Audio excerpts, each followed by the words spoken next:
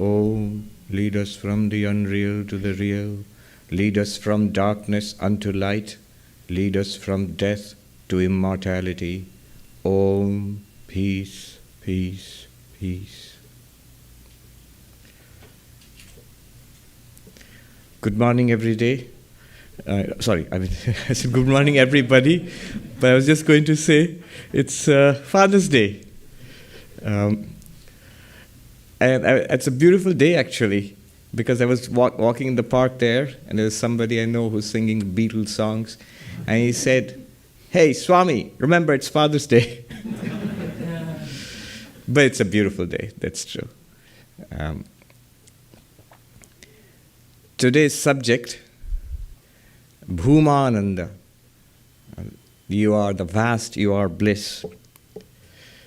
The context is this, that whenever we talk about Advaita Vedanta, we describe it as, there's this line we often quote, Brahma Satyam, Jagat Mithya, Jiva Brahmaiva Napara.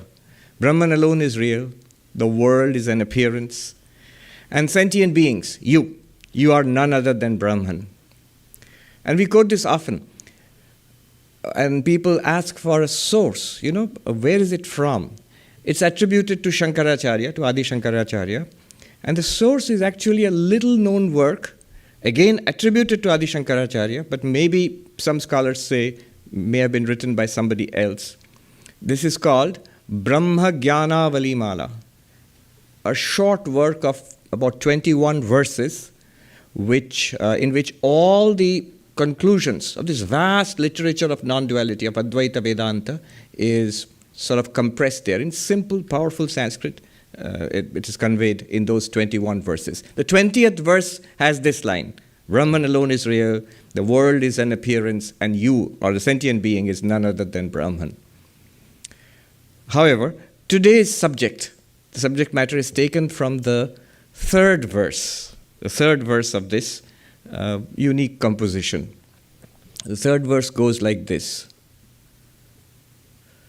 Nitya Shuddho Vimuktoham Nirakaroham Abhyayah Bhumananda Swarupoham Aham Evaham Abhyayah. I am eternal. I am pure. I am ever free. I am formless. And I am immutable.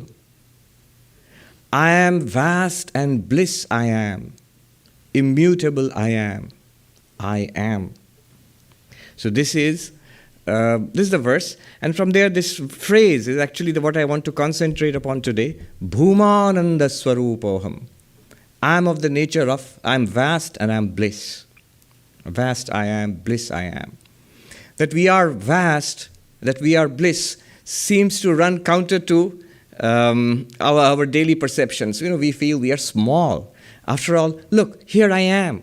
And there's so many others besides me. I'm just one tiny creature in this vastness of time and space in this universe. And bliss, less said of it than better. Mostly our life is not bliss. So life is of a hard struggle and suffering, and some amounts of happiness maybe here and there. And yet, the Upanishads tell us, this verse is telling us, you are vast and you are bliss. This verse is actually drawing upon an Upanishad. From the Chandogya Upanishad. In Chandogya Upanishad, you find the teacher is telling the student, Sanat Kumar is telling Narada, is telling the student, Yo vai bhuma tat sukham, nalpe sukham asti. That which is the vast, that is happiness. There is no happiness in the limited. There is no happiness in the small. And again it reiterates, bhumaiva sukham, the vast alone is happiness. Where do you find this vast? What do you mean by the vast? And the teacher gives us a clue, gives the student a clue. The teacher says, Yatra na anyat pashyati na anyat shrinoti na anyat vijanati tad bhuma, sa bhuma. Where one does not see another, one does not hear another, one does not know another. That is the vast. Where one sees another and hears another and knows another, that is the limited, that is the small. Yo vai bhuma tadamritam. Athayad alpam tanmatyam. What is the point of all this? That which is the vast, that is the immortal. That which is the limited, that which is the limited, that which is the small, that is death. Vast, bhuma amritam. That which is the vast is the immortal. That which is the limited, alpa. Alpa is a word which is used in all Indian languages, which means the small, limited, petty. That which is the small is death. And then the lines which I quoted, Yo vai bhuma tat sukham. That which is the vast is bliss, is happiness. Nalpe sukhamasti. There is no happiness in the limited. The vast alone is happiness. Bhumaiva sukham. How does one become the vast? How are we to realize that we are the vast? And there are these, immediately the example comes to mind. Among Sri Ramakrishna's devotees, there were two who seemed to be polar opposites. One is Swami Vivekananda, right here, the doyen, the epitome of non-duality. And another one was Nag Mahashaya. Nag Mahashaya was like the embodiment of humility, of being humble and low. So it is said, Vivekananda, made himself so vast, so big, that he escaped the snares of Maya, the net of Maya, of samsara. Became too big for Maya. And Nag Mahashaya made himself so small that he also escaped through the snares of Maya. We are sort of in between. We are not big enough to escape, nor do we make ourselves small enough to escape, to attain freedom. So there are these two ways, but both of the ways are the same actually. Both ways are vastness. Nag Mahashaya, what he does is, I am nothing, I am small, with regard to what? With regard to God. God is the vast. And I make myself so small and smaller and smaller till I am not there. The vast alone is. And the vast alone remains. I'm reminded of this beautiful Zen poem. A monk writes that the last clouds have drained away. The last clouds have drained away. And we sit, the old mountain and I, till only the mountain remains. The last clouds are drained away. That's important because purification of the mind is important. If the storm is there, you cannot sit quietly with the old mountain. The storm is the impurities in our mind which disturb us. You can't sit quietly with the vast if the mind troubles us all the time. You need to sit quietly with the vast. Then one can reduce one's empirical self, the individual, the person, the ego, to almost nothingness. Then the vast overpowers the ego and the vast remains. Or you can be like Vivekananda. Transcend the ego and attain vastness. That I am the vast. My real nature is the vast. And this is what this verse says.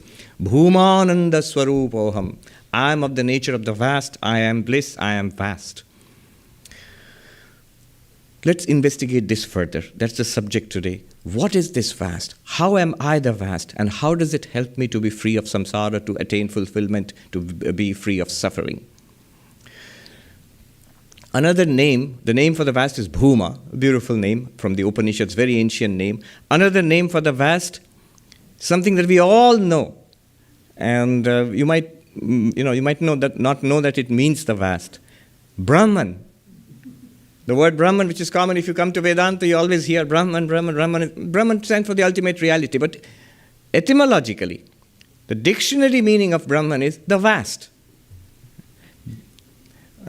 Brihatvad, Bringhanatvad, Atma, Brahma iti giyate. The Atman is called Brahman because it is vast and expands without limit. So Brahman, the meaning of Brahman, literal meaning of Brahman is the vast. Now if you're going to be philosophical, we have to be more precise than that. Another word for the vast, infinite. Another word for infinite is limitless. So what is the vast? The vast is that which is limitless. In Sanskrit, anantam, without limit. Now we'll do a little digging philosophically into this concept of limit and limitless. Our goal is to discover the vast and how am I the vast. That's what we're going to discover. And how is that bliss? The anantam means no limit. Antam in Sanskrit means limit, and anantam means no limit. What kind of limits are we talking about? What is it that makes the vast small? Well, in philosophy, in Vedanta, we talk about three kinds of limits. There are limits in space, desha. There are limits in time, kala. And there is an object limit, vastu. What that means, we'll just take a quick look at that. Desha paricheda, limitation in space, means, for example, you're there in that seat. You're not even in the next seat, let alone all over the world. I'm here, but I'm not there. The moment you know that you are here in the Vedanta Society, congratulations, by the way.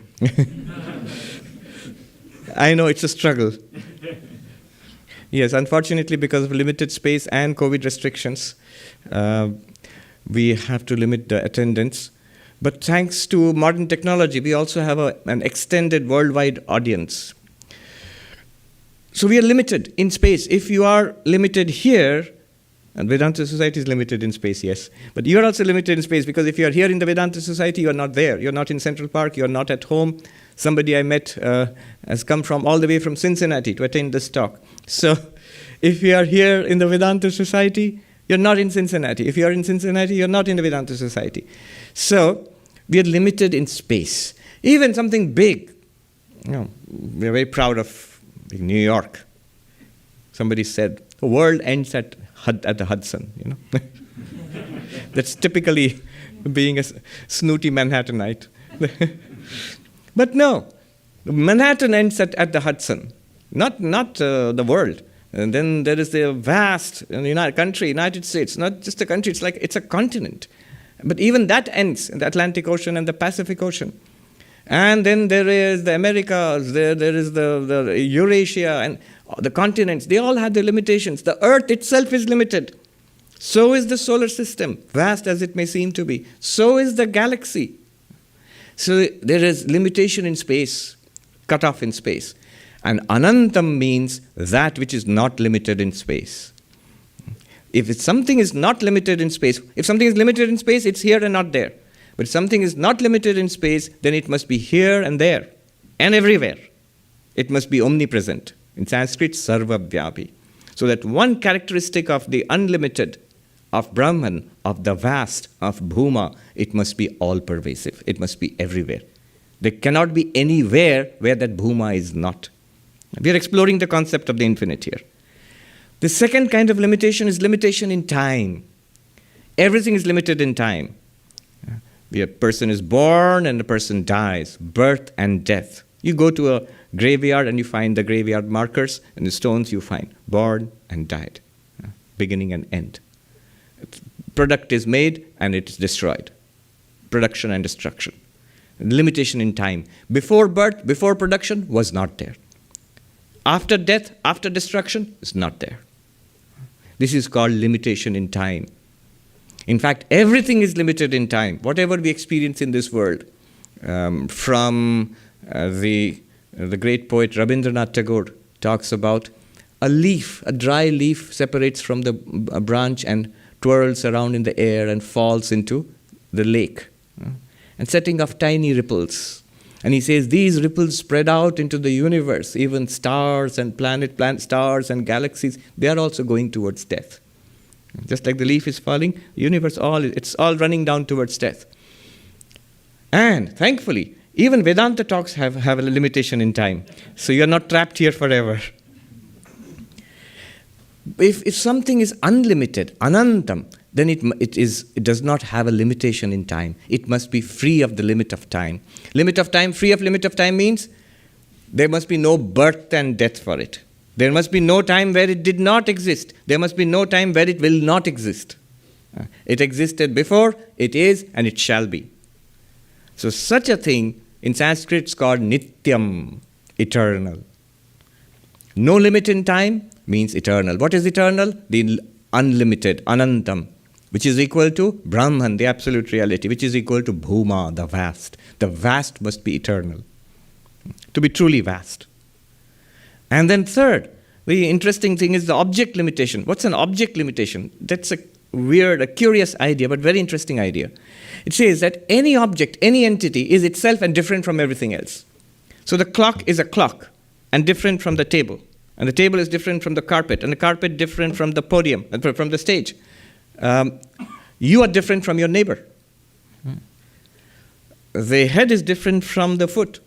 So each entity is different from the other. This difference is called object limitation. If it is something, it cannot be anything else. In logic, this is called the law of identity. If A is A, that means A is different from all not A. All entities other than A are different from A. So object limitation. You have to wrap your head around this. It's a simple thing, like identity. You have an identity card, like your driver's license or your passport. What does it do? It marks you as you and differentiates you from everybody else in the world and everything else in the world. You are that particular person and that nothing else. Very idea of identity is exactly object identity, object limitation. You are, why is it a limitation? Look at it this way. The clock is limited to just being the clock, and it's not anything else. Isn't it a kind of limitation? It can't be anything else. You are you. You think that's great, I am me. But that means you are not anything else. There is this vast universe of not you, apart from you, separate from you. That's a kind of limitation. If there is no limitation, object limitation, what will happen? Follow this carefully. If there is an object limitation, then an entity is just itself and nothing else. Everything else is different from it. A is just A, and everything else is different from A. It's not A. But suppose there is no object limitation, then what would happen? An entity which has no object limitation, there would be nothing different from it. I'll repeat that. Nothing different from that entity. Suppose an entity does not have object limitation. Then there would be nothing in this universe different from it. There would not be a second entity different from it. No second, non-dual, Advaitam. No object limitation implies non-duality. That which is the vast must be non-dual, Advaitam. There must not be any second entity apart from it. Whatever exists, whatever exists must be that entity in some way or the other. If A is without object limitation, then everything in the universe must be that A in some way or the other. It cannot be different from that A. It cannot be a second entity apart from A. The Bhuma must be Advaitam. The vast must be non-dual. Now the teacher's teaching makes sense. Where one sees another, one hears another, one knows another, that is the limited. Because there are two. Two means you're not the vast. At least if there's one entity apart from this, then this one is smaller by that one entity. By that much alone you're smaller. You're less. So non-dual. The vast must be non-dual. Bhuma must be Advaitam. So far, so good. What have we got so far? We're talking about the vast, Bhuma. And we found the vast as another word, Brahman, the absolute. And Brahman technically, philosophically means limitless, Anantam. Limits are of three kinds. Space limit, time limit, object limit. And everything in the universe functions that way, with space, time, and object limitations. But suppose, I'm just saying suppose, theoretically, if there is something at all, if the vast really exists, there is something which is really vast, not just words, then that vast must be without space limit, therefore all-pervasive, Sarvapriyananda. That vast must be without time limit, therefore eternal. And that vast must be without object limit, therefore non-dual. In Sanskrit, Sarvavyapī, Nitya, Advaitam, non-dual. The vast must be all-pervasive, eternal, and non-dual. Nice. You say, nice theory, Swami. Is there anything like that at all? And Vedanta claims, Upanishad claims, and this Brahma Jnana Valimala claims that there is. The vast really exists. The Bhuma really exists. And not only that, it's you. You are this vast. Well, that can't be. How is that? You are giving me too much credit, Swami. Yeah, don't get a swollen head, because everybody is the vast. That Swami Ramdas's story is there. Not the Ramdas who passed recently, the American, but there was an Indian Ramdas earlier. It seems his brother was mentally ill and he was in an asylum, and then Ramdas goes and the brother says to the Swami, Swami, this is unfair. You say, I am Shiva, I am the Lord, I'm the infinite, and everybody bows down to you. I say I am Shiva, they lock me up. This is not fair. And Swami replied, well, brother, you see, when I say I am Shiva, I mean everybody is Shiva. We are all that one vast reality. But when you say Shiva, you are saying, I am Shiva, come, all of you come and worship me. That is megalomania.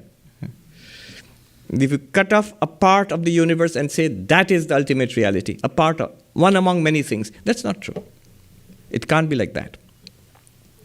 What is it in reality? Is there such a thing?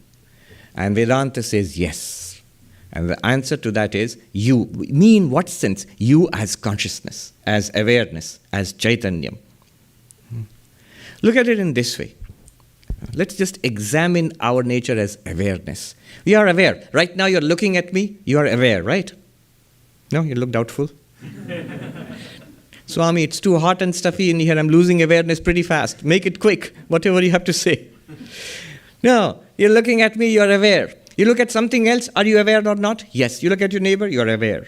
You look at the fan up there, you're aware. If you don't look at anything, close your eyes, you're still aware. When you hear something, when we hear something, we are aware. When we hear something else, we are aware. And when we are not hearing anything, we put earplugs and sit quietly, still aware. Conscious, I'm still conscious. When we taste something, smell something, touch something, awareness is there. If you do not touch, do not smell, do not taste something, awareness is still there. It's as simple as I'm looking and I'm seeing, I'm aware. If I'm not seeing, I may be blind, but I'm still aware. I'm aware that I'm blind. I'm aware that I'm not seeing. Awareness continues. When you're seeing, awareness continues. If you see a different thing, awareness is the same. The experience changes as the object, what you are seeing, changes. Your experience, you're looking at this now, you have a particular kind of experience. Go out and look at Central Park, you'll have another kind of experience. Awareness is the same. Don't look at anything, close your eyes, sit in meditation, awareness is the same. No matter what we see, we get several experiences depending on the object we are seeing, but awareness continues to be the same. If you don't see anything, awareness continues to be the same. Various things that we hear, smell, taste, touch, awareness is the same. Don't smell, don't hear, don't touch, awareness continues to be the same. Awareness, consciousness, I'm using them indifferently, continues to be the same.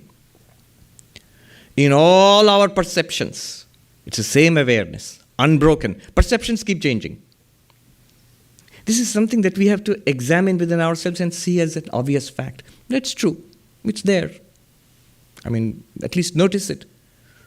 We might say, so what? Thoughts. Forget external perceptions. Thoughts.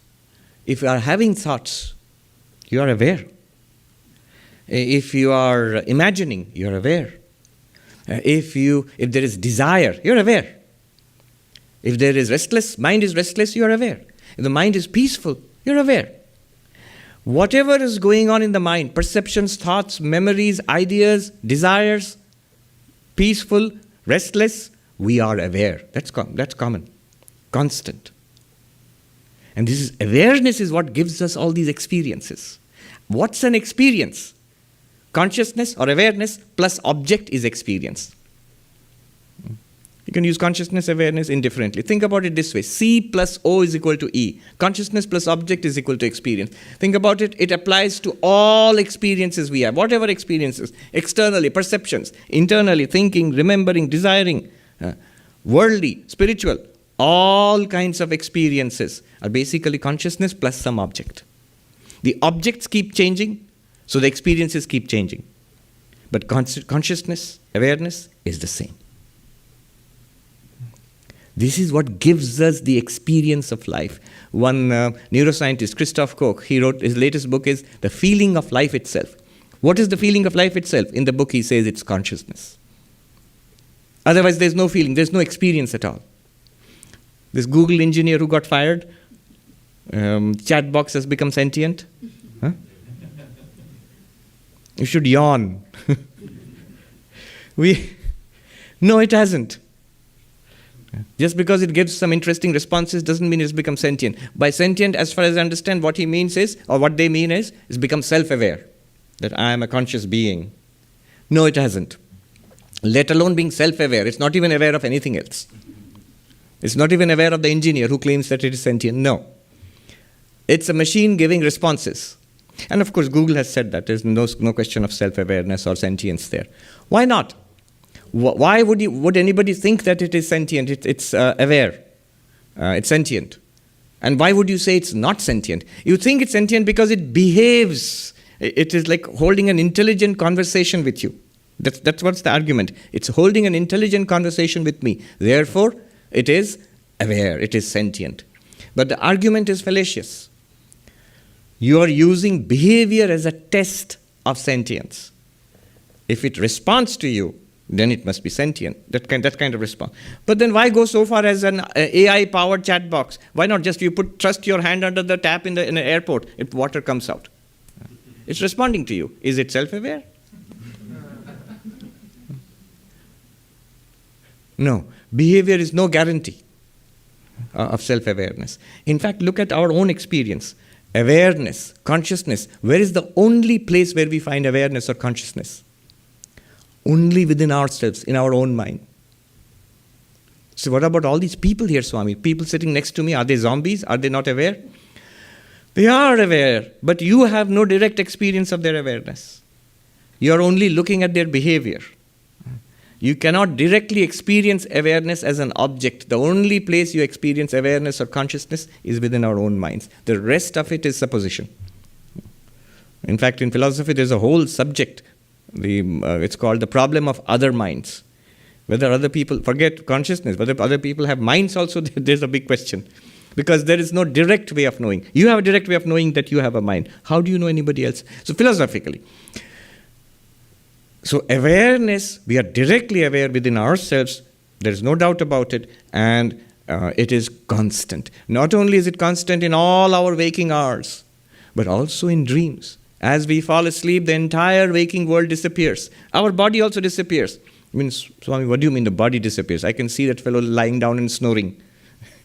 From your perspective, you are seeing the third person objective perspective. But the person who is sleeping and dreaming, from that person's perspective, there is no experience of the body. But awareness continues because there are dreams. It's a kind of a conscious experience. It feels like something to dream. So various kinds of activities go on, experiences are there. Yes, we wake up and say it was a dream, but still, one thing we cannot deny, we saw it.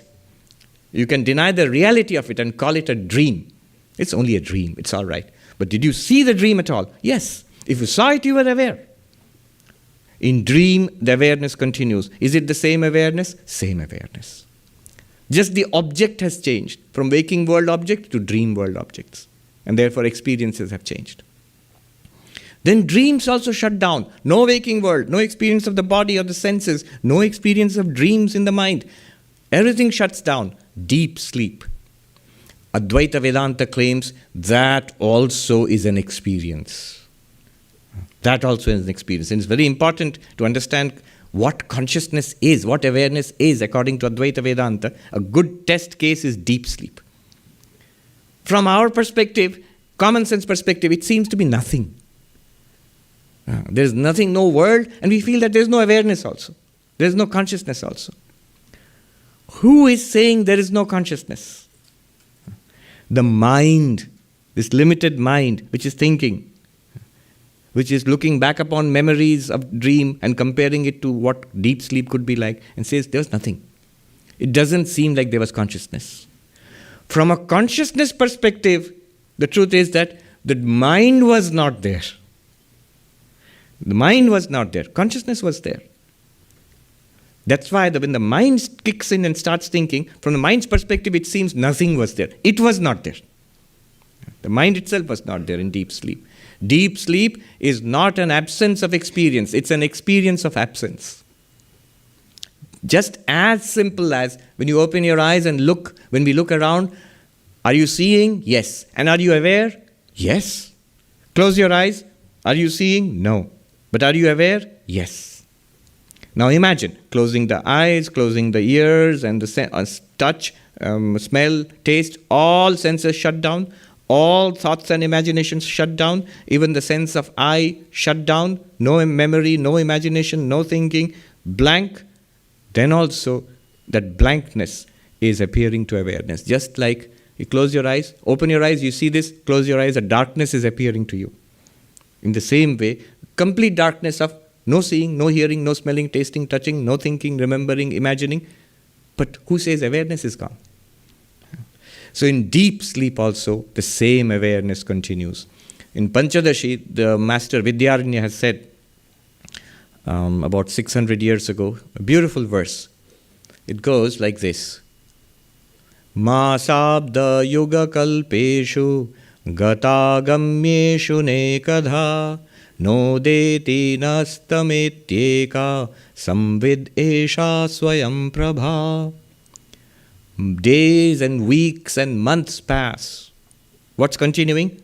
Consciousness. Years pass. Consciousness is constant. And he says, lifetimes can pass. Bodies come and go. And eons pass. The universes dissolve and new universes come up. Consciousness is constant. The sun of consciousness, he says, neither rises nor sets. It is constant. It's from our perspective that there is a sunrise and the sunset. But you go to the sun, there is no sunrise or sunset. It's continuous blazing radiance. Consciousness is like that. You are like that. You neither rise nor sink. Neither rise nor set. Consciousness is constant. This constant consciousness is then not limited by time. What is limited by time? That which rises and then falls. That which is born and that then dies. Created and destroyed. That's called time limitation. But if consciousness is constant throughout all possible experiences and all the presence and absence of things, then consciousness is not rising and falling. Consciousness is not being created nor being destroyed. In that case, consciousness has no time limitation. It is nityam, eternal, not limited in time. One of the qualifications of the vast, you can tick. What were the qualifications of the vast? Bhuma, not limited in time. Now we see consciousness, you are not limited in time. Everything here is revealed by consciousness, by the light of consciousness. That shining, everything shines. By its light, everything here is revealed. Tameva bhantam anubhati sarvam tasya bhasa sarvam idam vibhati. You shining, don't make it that, that's still distances.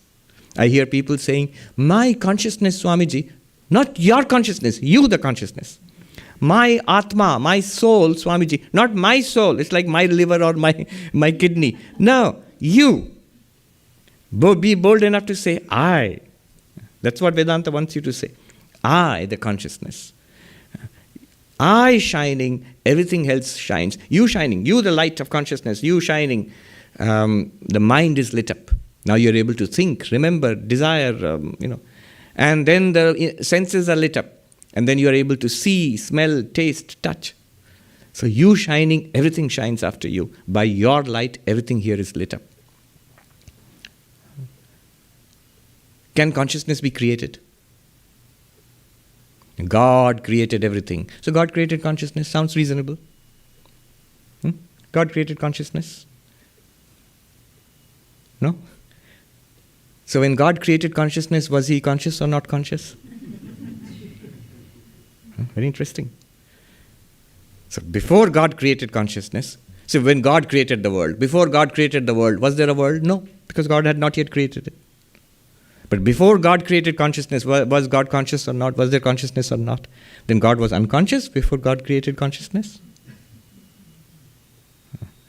God did not create consciousness. From a Vedantic perspective, see, this is the age of humanism. Human being. The world is dominated by humanistic philosophies, and good. But Vedanta says greater than humanity, vaster and greater than humanity is all life, all sentient beings. Just now we are beginning to give some importance and some value to other living beings.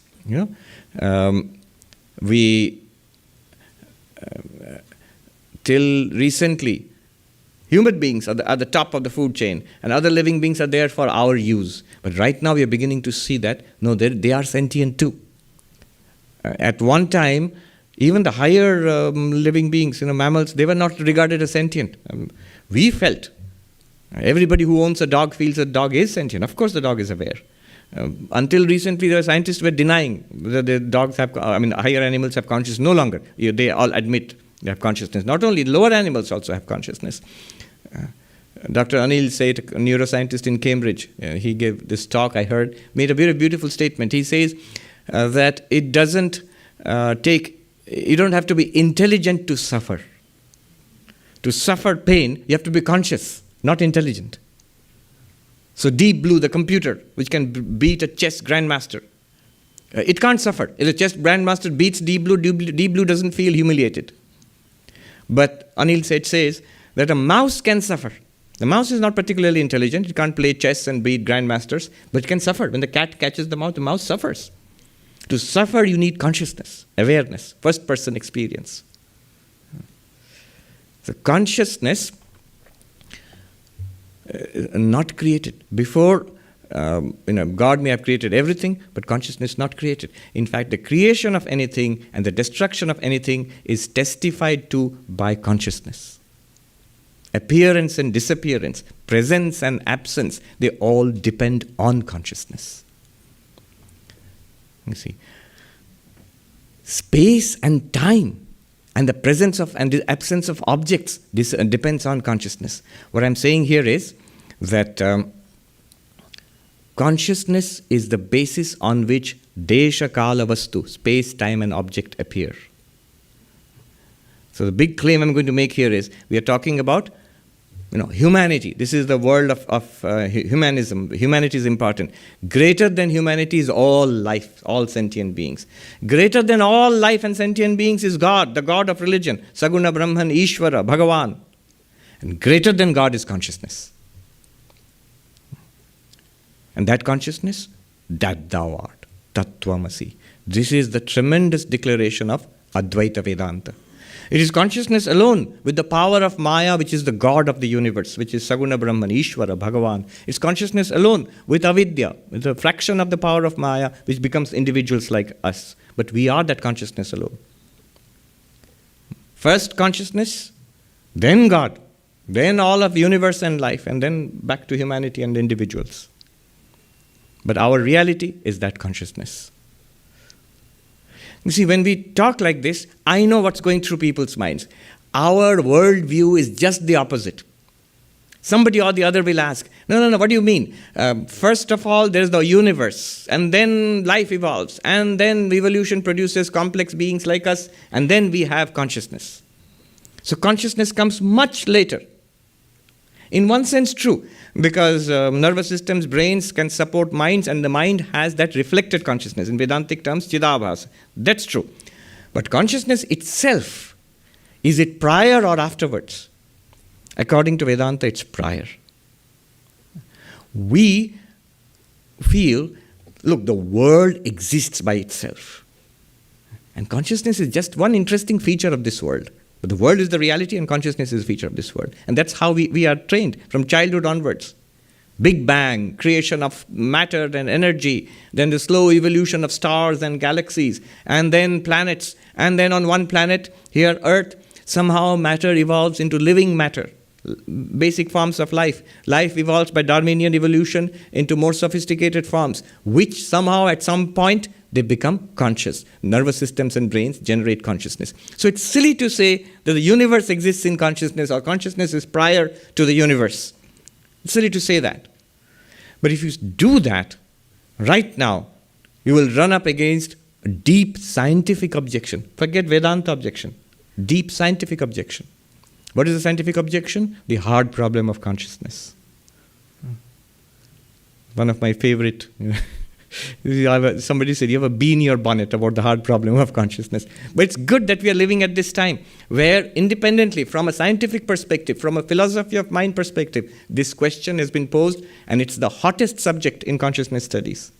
How can a physical process, a material process, generate first-person experiences? Which is why the strong objection to when somebody says the Google AI-powered chat box has become conscious, sentient. No. Whether it's neurons in our brain or chips powered by AI programs, it's material processes. It can be described. A neuroscientist can describe what's going on, can actually see by scanning the masses of tiny electrical activity in our brains. A computer engineer can describe what's going on down to the molecular, atomic level, quantum level, what's going on in the computer chips. At no point do they come across consciousness. It's entirely material processes. How can this generate something like a first-person experience? It seems to, because there's a strong correlation. But correlation is not causality. Correlation is not causality. Yesterday, a gentleman who was driving me back from Connecticut, he said of his friend, a renowned cardiologist, who after retiring from one of the leading universities, medical universities of the United States, has now taken up natural medicine. And so this friend asked him that, hey, why are you going into all this stuff now? You are a leading, a proponent of modern medicine. And that gentleman, the retired cardiologist, said, I'll let you into a little dirty secret. In all our modern medicine, we are looking at correlations. Something works with something else, a strong correlation. Then we design our treatments, our procedures, our medicines accordingly. But it's not causality. Put in layman's terms, we have no clue as to what's going on. We know if you fiddle with this, this changes. So fiddle with it, this will change. Why? What's the deep structure underneath? We have no idea. So, how can physical processes produce consciousness? Nobody has any idea. Not only that, a Tibetan Lama, not even a Vedantin, Tibetan Lama said, if you say consciousness is produced by matter, living matter, brains, or computers, you run into two big problems, not just the hard problem of consciousness. First of all, that matter, something like matter at all exists apart from consciousness. You have to prove that. That's in philosophy, that's known as the problem of idealism. Immanuel Kant called it the standing scandal of philosophy.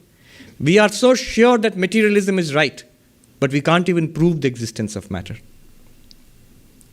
But what do you mean? Matter exists. Yes, to you, to consciousness. How do you know matter exists apart from you? I've mentioned this a number of times. A classic example, a classic objection, Bill, I don't know, he's not here today. Bill Conrad, he's a trained physicist. So he said to me, no, Swami, that's not true. It's not that matter exists in consciousness. Matter exists by itself. The world exists by itself and consciousness becomes aware of it. That's our common sense view. And that's the fact. And I can show you, demonstrate it to you. How, Bill? He said, let's put a camera in this room. Then both of us, conscious beings, you and I, we will walk out of the room. Then we'll walk back in. And then we'll see the pictures in the camera. And I assure you, there'll be the empty room without any conscious beings. So the room exists outside my consciousness. And so does everything in this universe. I said to him, Bill, in your consciousness, in your awareness, you designed this experiment. In your awareness, you told me, Swami, let's walk out. We put the camera and we walk out. In your awareness, we walk back in. In your awareness, you look at the pictures in the camera. In your awareness, you see the empty room. At which point did you step out of your awareness? It's impossible. It's logically impossible. You know why the confusion is there? The question takes different forms. One form is, look, long before consciousness came, there was the universe and slowly it evolved, so the universe existed without consciousness. That's one form the argument takes. The other form the argument takes is, look, right now we are conscious, I understand it, all of this we are experiencing in consciousness, but there are so many things in the universe, in far distant corners of the galaxy, which we are not aware of. It's there. Are you denying it's there, not there, because we are not aware of it?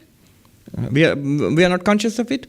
Or right here, there are so many things, tiny structures down to the quantum level which we are not aware of right now. We can't see it.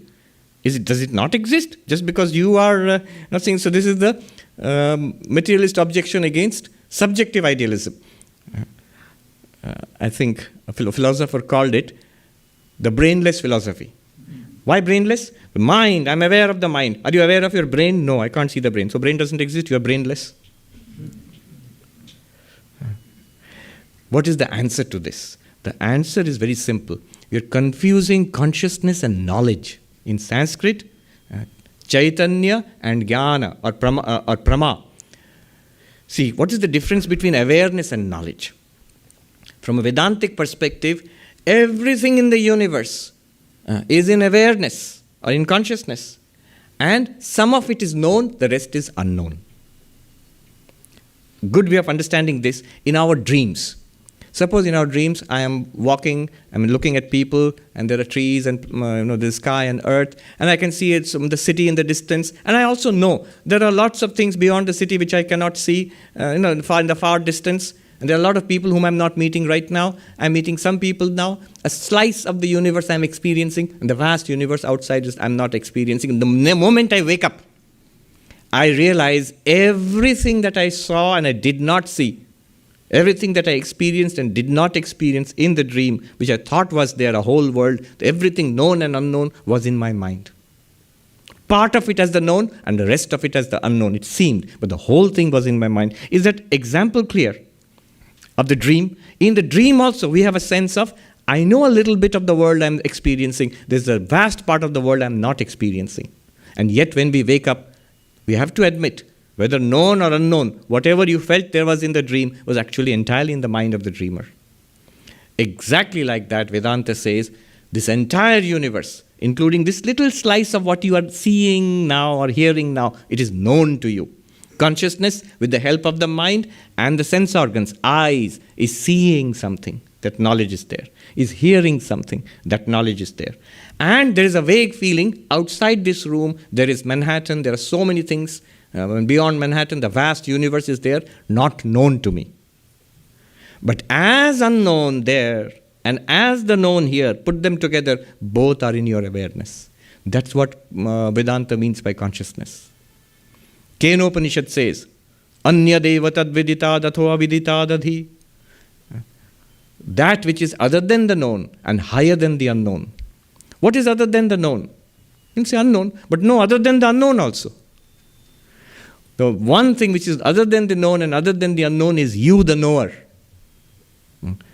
You are neither known as an object, nor are you unknown. Can you say, I don't know myself, I don't know whether I exist? Can you tell people, do I exist? Can you tell me? You know your own existence straight away. So, I am other than the known, I'm other than the unknown. But what am I? Which is this I am talking about? If you look at yourself, everything about yourself is the known. The body is the known or knowable. Mind also, known or knowable. But I, the consciousness, am not an object. It's not the known. It's not a known object. But it's not unknown either. Consciousness reveals everything and it is self-revealed. It shines forth itself. It's like, again, Vidyaranya, the great master says, look, to make anything sweet, you need to add sugar to it. You need to make a glass of water sweet, add sugar to it. You need to make a glass of milk sweet, add sugar to it. You may want to make your coffee sweet, add sugar to it. You want to make sugar sweet. What do? Add sugar to it? No. You don't. So, it is sweet by itself. It's its intrinsic nature. You want to know something, be aware of something, you read consciousness. Want to know consciousness and be aware of awareness? Do you need more consciousness? No. That consciousness itself is sufficient. It's like the light which reveals everything in this room, but you don't need another light to know this light. So consciousness, this nature is called swaprakasha, self-luminous.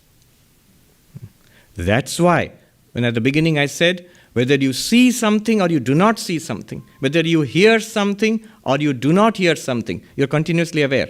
That you are consciousness does not depend upon the object of consciousness. Suppose you don't see the object, you're still conscious. If you don't hear the sound, you're still conscious. You just don't know the sound, you're deaf. And being deaf, and suddenly the story I was reminded, So, the head of our monastery once said that being deaf is also a good thing, you know. The two monks in the monastery have to be deaf, the cashier Swamiji and the kitchen Swamiji. Because in cashier Swamiji, all departments are continuously asking for money, so you have to at least pretend to not hear. And the kitchen Swami has to be deaf, a little bit at least, because no matter what you do, there's going to be somebody who's dissatisfied. The monasteries have so many monks and so many devotees who are eating, so like hundreds of people in India. And so somebody is going to be dissatisfied or the other. So I remember this happened. There was a monk who used to grumble that no matter what the dish was, he would grumble. He said, this is not well done. This was not prepared well. Too little salt or too much salt or whatever. Then the kitchen Swamiji got exasperated and said, Swami, what do you like to eat? Tell me. What's your favorite dish? And the Swami said something. Few days later, that was made. And the Swami came to the dining hall and sat down. When it was served, he said, oh, this, there's this brinjal. Bangan is brinjal? Yes. This, oh, again, I don't like this. And then the kitchen Swami was wild. He said, you said this is your favorite dish. Why are you grumbling? And then the Swami looked stunned and he said, oh, that makes you unhappy? No, that's just my way of enjoying food. So the kitchen Swami has to be a little deaf, but not unconscious. Whether you are hearing or not hearing, smelling or not, you are aware all the time. And that awareness does not require a separate awareness to prove its existence. Awareness is self-luminous. So, my point here is, existence depends on awareness. Awareness does not depend on existence. The knowledge is different. So, knowledge, consciousness plus an existing object, that gives you knowledge. But consciousness itself does not depend on the object. But the object, the existence of that object depends on consciousness. Object depends on consciousness, space depends on consciousness, time depends on consciousness. So how strange. What do you mean space depends on consciousness? Is it not true? Where else do you experience space except in consciousness? In your dream, I walked, suppose in my dream I say I walked from here to there. I didn't know I was dreaming. I woke up and I realized, oh, I was dreaming. I didn't walk.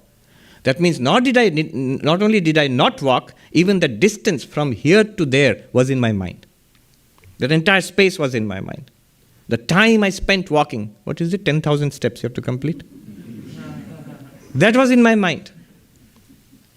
Time and space, both were experienced as external to myself, turns out to be in my mind. Exactly like that, the claim is that time, space and object are all appearances to consciousness, in consciousness. And when you say appearance means something is appearing as something else. What is appearing as the object of consciousness? Consciousness alone is appearing as its own object. Through the incredible power of Maya, consciousness is appearing as its own other. Just as, again, nothing very weird. In our dreams, the mind itself appears as its own object. The mind itself appears as the subject and the object in the dream. When you wake up, neither anybody else was there, nor any other object was there, nor even the subject who was experiencing it was there. It was all appearances in the dream. Right? So space, time and object are appearances in consciousness. That means if it's an appearance in consciousness, space, time and object cannot limit consciousness. Where am I going with all of this? Remember, unlimited, ananta. Limitation is space limitation, time limitation, object limitation. Now we are finding something, consciousness, which does not have space limitation, time limitation, object limitation, because space, time and object are appearances in consciousness in you. Therefore, having satisfied all the boxes, you have ticked all the boxes. Is it free of space limitation? All pervasive. Yes, consciousness is free of space limitation. Because space is appearing in consciousness. Is it free of time limitation? Yes, we saw. Consciousness is constant. All experiences come and go. Time itself floats in consciousness. Therefore, consciousness is free of time limitation. Is it free of object limitation? Which means, is there anything apart from consciousness? No, there's nothing apart from consciousness, because you cannot prove the exist. Even the idea of an object is an object to what? Professor Arindam Chakravarti's very nice formulation. What is an object? An object is anything that objects to my consciousness. A beautiful idea. Imagine consciousness is an endless field of awareness. And suddenly you have images, sounds, smells, taste, thoughts, imagination. These are all objects. It's like the field of consciousness is running up against these. These are objecting to your consciousness. Object is always an object to consciousness. There is no conception of an object outside consciousness. What could be an object outside consciousness? So, no object limitation either. If it's no object limit, no space limitation, then all pervasive, no time limitation, then eternal, no object limitation. There's no second object apart from consciousness. No second means non-dual, advaitam. Consciousness, in Sanskrit, chaitanyam or chit, is nitya, sarvavyapi, advaitam, non-dual. These are the very characteristics of bhuma, the vast. Consciousness itself is the bhuma, the vast. You are the bhuma, you are the vast. You are consciousness. Nobody denies. You can't deny that you are consciousness. As consciousness, you are the vast. You are immortal. You are not born. You do not die. You do not age. The body ages. You do not go from depression to elation. The mind goes from depression to elation. You are always the same illumination. There is nothing and nobody different from you. You are non-dual. You are the bhuma. Everybody and everything is none other than you. I'm phrasing it very carefully. Not a second reality apart from you. They are not in you like berries in a bowl. You are not like a bowl of consciousness in which the entire universe has been packed into it. No. You are that which appears as this universe, as this subject and as this entire universe. This is bhuma, the vast. This itself is ananda, bliss. See, we often think of bliss or happiness as particular feelings. A nice feeling, a pleasant feeling, that's happiness. But that is not ananda.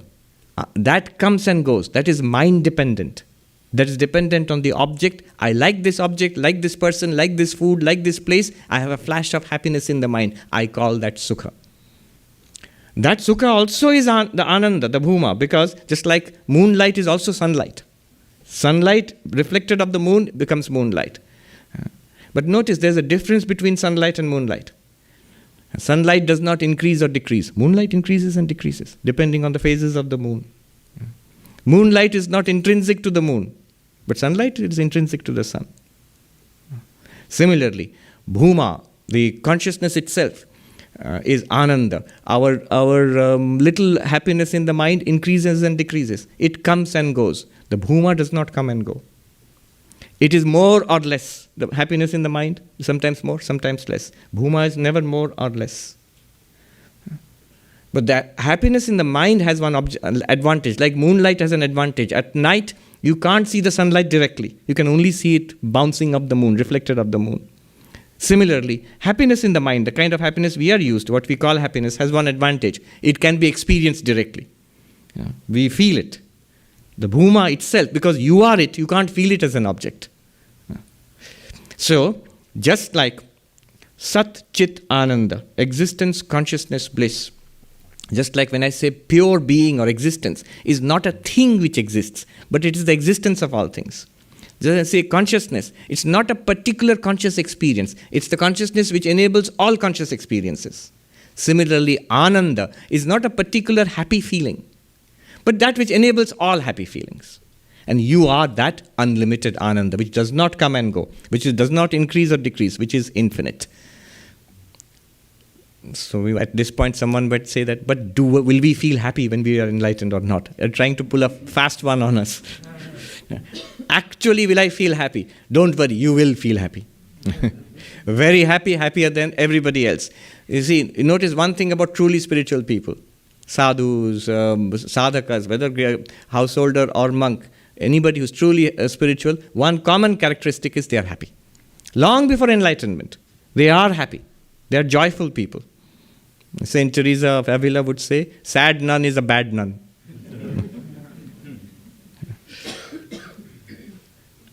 Spiritual practice makes you happy. Karma yoga, continuous activity in the world for oneself, exhausts us is not fulfilling. But do that work for the welfare of others, for somebody else, it gives you immediate happiness, peace of mind. It gives ananda. Karma itself gives misery and friction and strain and exhaustion. Karma yoga gives you peace of mind and ananda, bliss. Desire, I want. It only leads to frustration and dissatisfaction. If you don't get what you want, frustration. If you get what you want, dissatisfaction. These are the only two possibilities in the world. Frustration or dissatisfaction. But bhakti, when you take all those desires and channel it towards God, towards Ishvara, love of God, it gives you happiness straight away. And undiluted happiness. The bhakti, the happiness that comes from the love of God is undiluted. It's not mixed with anything else. Dhyana, meditation, distraction, 1,000 different thoughts, continuously distracted. You feel exhausted and unhappy and dissatisfied at the end of the day. But focus, meditation, peace of mind, one thought, calm it down, shut it down. The quietness, the serenity within, that gives ananda, bliss. And jnana yoga, the path of knowledge, it makes you into ananda. It makes you the bhuma. It shows that you are the bhuma. So by jnana yoga you get ananda. By dhyana yoga, raja yoga, you get ananda. Bhakti yoga gives you ananda. Karma yoga gives you ananda. Long before we realize that we are the bhuma, even before that, when you walk on the path, you get ananda. You get bliss. So summing it all up, you are that bhuma. Yo vai bhuma tat sukham. Nalpe sukham asti. Identify with your bhuma nature. If you identify with our nature as unlimited consciousness, not limited in space, not limited in time, not limited by object, non-dual consciousness. Now, one clarification. When we say then where one does not see another, one does not hear another, one does not know another, and that is the bhuma. Don't misunderstand. If you're literally not seeing anybody else, hearing anybody else, then either you're asleep or you're in samadhi. So samadhi is good. That's the bhuma. But also when you are seeing somebody else, hearing somebody else, and knowing somebody else, seeing, hearing, when there is an appearance of duality, bhuma says that in reality it is the vast and non-dual. The non-dual, the real non-dual can appear as the dualistic universe. So the enlightened one who knows that he or she is bhuma in the vast can experience this world exactly as we are experiencing it. See the body and the mind and look at other people and interact, go out for a job, go out for a walk in the park, talk to people. Yes, even scold people. All of that you can go. The samsara can go on. The appearance of duality, the appearance of samsara is perfectly compatible with the limitless, with the vast bhuma. You are the bhuma and you can act within the world of appearance. It continues to be the bhuma. As Sri Ramakrishna says, the vast God with eyes closed, the same God in samadhi, with eyes open here, the same God, the same vast, unlimited everywhere. I pray to Sri Ramakrishna, Holy Mother Ma Sharada, Swami Vivekananda to bless us all. May we realize our bhuma nature in this very life itself. Om Shanti Shanti Shanti Hari Om Tat Sat Shri Ramakrishna Arpanamastu. This happens to be our last meeting in person as we shut down for summer. We'll meet again for regular programs at the end of September and get notifications. Take care, everybody, and stay safe. Stay safe. Stay as the vast. Stay in peace and joy. And relax. It's all right. You are the vast.